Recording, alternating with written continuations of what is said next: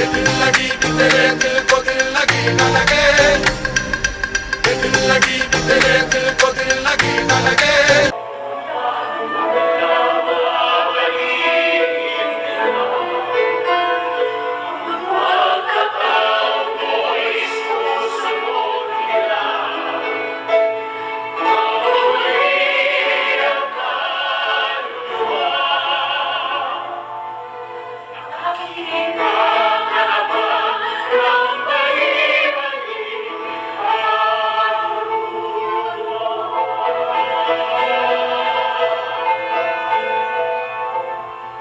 Mangyari man sa akin, walang makakaalam. Walang.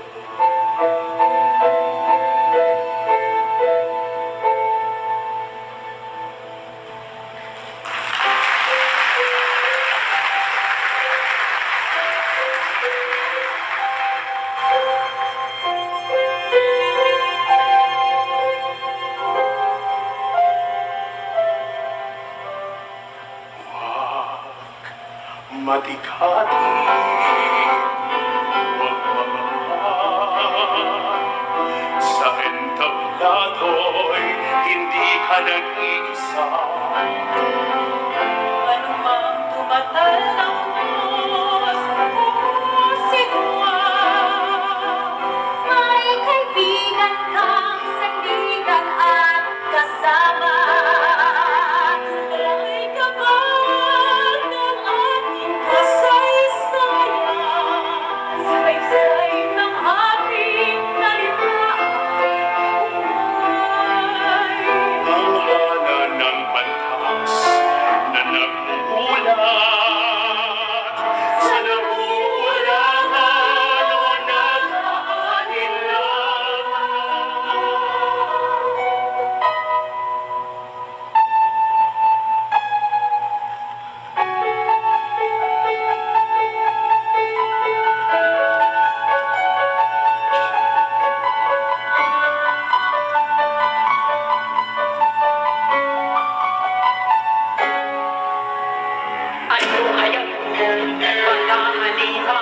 ang hindi nangingin umarin, umatay sa isang kahanin, katiwang isama na nakikimakaalaban sa layuan.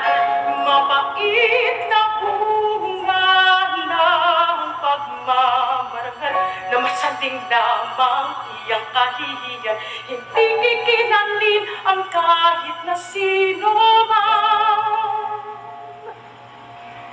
Hugasan ng dugo, puring na lumisan.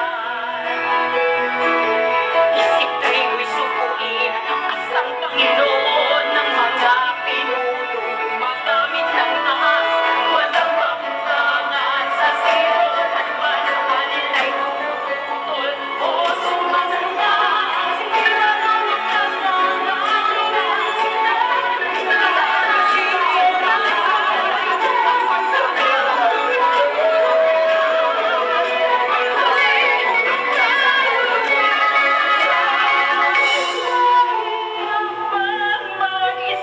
Bilang Pilipino, ng bahagi ng isang bansa, hibangan ng tribo ang uri ang lahi. Nasa pagkakaisa ang ating paglaya. Nasa pagkakaisa ang ating paglaya. Mabuhay ang tanghalan, ang tinig ng bayan sa tunggaan. Ngayon'y umalaw-law,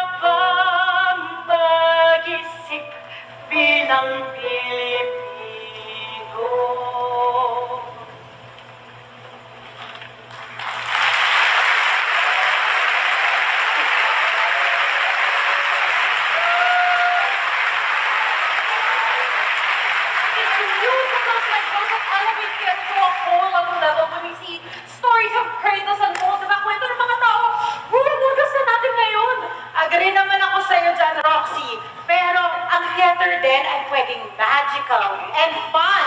Katulad ng musicals na lifted from children's books and comics. Katulad nito. Ay, hindi ko alam. Sikat na ito sa TV. Ano? Ding! Ang bato! Dara! Ay, grabe nga. Doon sa musical na yun, lumipad talaga si Dara doon may bago. At meron din tayong group superheroes doon sa musical na kung paano ako naging leading lady. Hoy, dito lang din sa show na to, nakita ko na masikat pa yung super villains na sa Kayumang Gilas kesa dun sa bida o sama ka. At ito, pangbata, The Quest for the Adarna. Eh, yun yung naalala ko dun sa show na yun. Mas maganda kung meron akong set. Ano kailangan mo? Ayan! Pinasok ko yan. Dito. Tapos, mas bongga ko meron din akong props. Confetti. Ready na sa'yo. Demanding mo naman. Ayun na nga, nung nanood ako ng play na yun, grabe, hagik-gigan yung mga bata. Tapos, meron din isang eksena doon, ang title ay Petrified by Poop. The Adarna was perched atop a ladder. Teka. Ikaw yung Adarna. Ang hirap naman yata paniwalaan eh. Di ba magical space? Sabi mo kanina. Magical space. Oo nga, ang galing mo. Adarna. Ay, ikaw na Adarna. The Adarna was perched atop a ladder.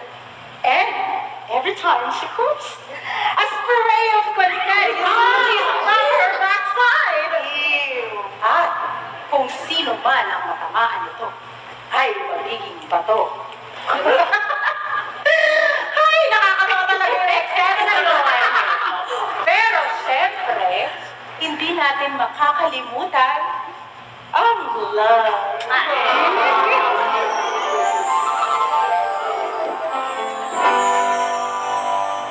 Now we have our happy ending.